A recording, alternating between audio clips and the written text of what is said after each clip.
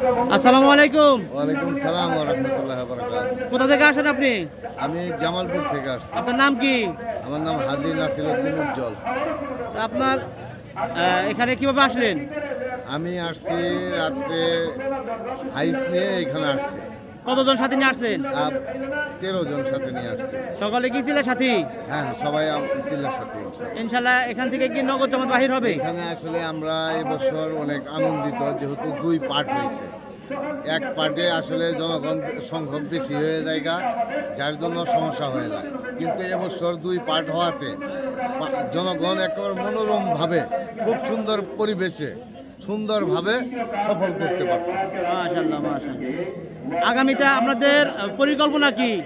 আগামীতে পরিকল্পনা আমি মনে করি যদি এর চাইতে যেন আরও ভালো হয়, এই প্রত্যাশায় আমি রাখবো আর কি।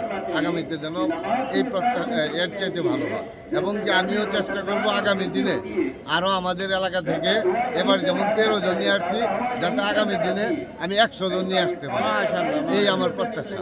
তা এবারে পানির ব্যবস্থা, টয়লেটের ব্যবস্থা সব কিছু ইনশাআল্লাহ ভালো, প্রত্যেকটা জিনিসই ভালো ইনশাআল্লাহ।